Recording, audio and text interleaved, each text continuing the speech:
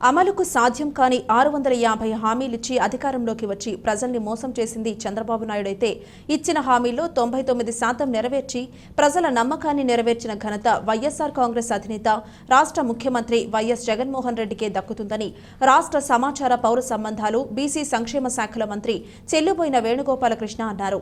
రాజమహేంద్రవరం తాడితోట సంహిత convention సెంటర్లో ఆదివారం జరిగిన మీడియా సమావేశంలో మంత్రి వేణు మాట్లాడుతూ సీఎం జగన్మోహన్ రెడ్డి చేసేదే చెబుతారని, చెప్పిందే చేసి మళ్లీ ప్రజల మనసులు గెలిచేలా అన్ని వర్గాల సంక్షేమాన్ని దృష్టిలో పెట్టుకుని ఎన్నికల మేనిఫెస్టో ప్రకటించారన్నారు.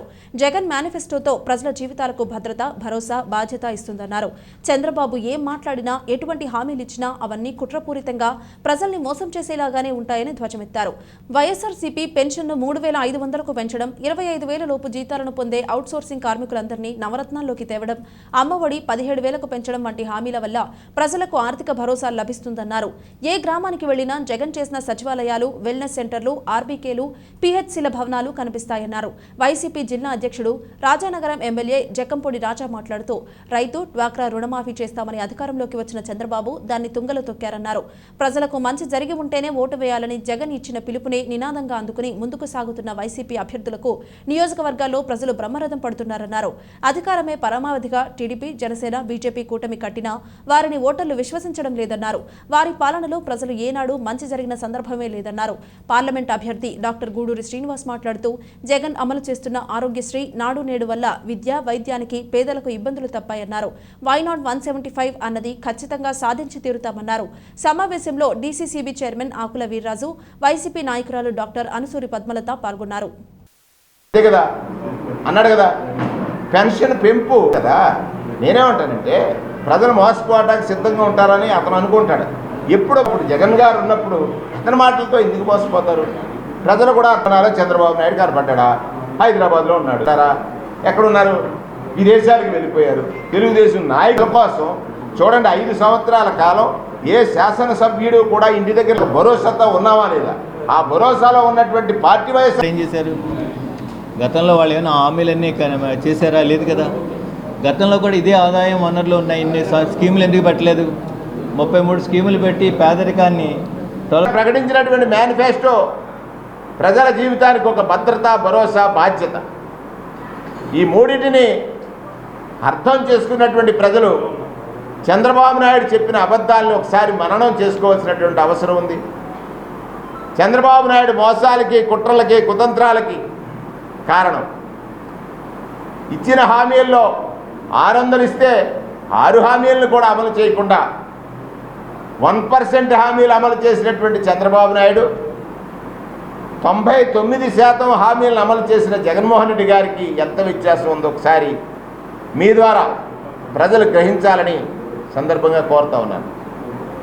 ప్రజా జీవితంలో ఉన్న వ్యక్తులు వారి యొక్క ఆలోచన ఎలా ఉండాలి? ప్రజలకు బాధ్యతగా, ప్రజల కొరకే బాధ్యతగా బ్రతకాలి.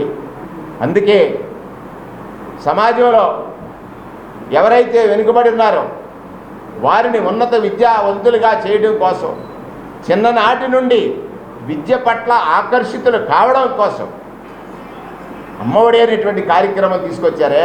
ఏదైతే మేనిఫెస్టో రిలీజ్ చేశాడో అది పూర్తిగా అమలు చేసే విధంగా రియలిస్టిక్గా ఉన్న మేనిఫెస్టో.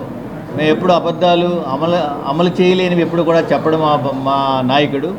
అదేవిధంగా మా నవరత్నాలు ప్లస్ అనే దాన్ని ఇప్పుడున్న పథకాలన్నీ కూడా కొనసాగుతూ దానికి అడిషనల్గా కొంత యాడ్ చేశారు. అంటే ఇది రైతు రుణమాఫీ అని కానీ, డ్వాక్రా రుణమాఫీ, ఇలాంటివి గతంలో చంద్రబాబు నాయుడు గారు చెప్పి చేయలేదు.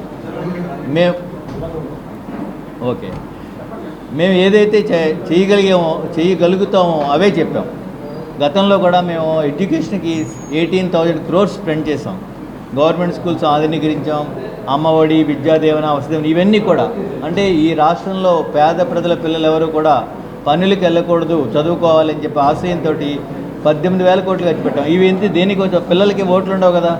సాధారణంగా రాజకీయ పార్టీలు, రాజకీయ నాయకులు ఓట్లుంటే ఖర్చు పెడతారు. ఒకసారి ప్రజల ముందుకు వెళ్ళేటప్పుడు ఏదైతే అమలు జరిగేటటువంటి అవకాశం ఉన్నటువంటి వాగ్దానాలు మాత్రమే ఇవ్వాలి తప్పితే అధికారం కోసం ఏ తప్పటడుగులైనా వేయచ్చు, ఎంతకైనా దిగజారచ్చు, ఎంతటి హామీలనైనా ఇచ్చి ప్రజలకి పంగనామాలు పెట్టచ్చు అనేటువంటి ఆలోచనలో ఉన్నటువంటి చంద్రబాబు నాయుడు గారిని ఆదర్శంగా తీసుకోకూడదు అనేటువంటి ఉద్దేశంతో ఆవేళ 2014 ఎన్నికల్లో చాలామంది జగన్మోహన్ రెడ్డి గారి మీద ఒత్తిడి చేసినప్పటికీ రైతుల రుణాల్ని మాఫీ చేస్తాం అనేటువంటి మాటని మనం కూడా చెబుతాము, లేని పక్షంలో ఖచ్చితంగా రాజకీయ పరంగా ఎన్నికల్లో ఇబ్బందులు ఎదుర్కోవాల్సినటువంటి పరిస్థితి వస్తుందని చెప్పి ఎంత ఒత్తిడి చేసినప్పటికీ మాట ఇచ్చామనంటే ఇచ్చిన మాటని నెరవేర్చాలి, చెప్పిందే చేయాలి, చేసిందే చెప్పుకోవాలనేటువంటి రీతిలో జగన్మోహన్ రెడ్డి గారు ఆవేళ 2014 ఎన్నికల్లో కానీ 2019 ఎన్నికల్లో కానీ మరోసారి ఈవేళ 2024లో కానీ కట్టుబడి మేనిఫెస్టో అనేటువంటి రిలీజ్ చేస్తూ ఉన్నారు.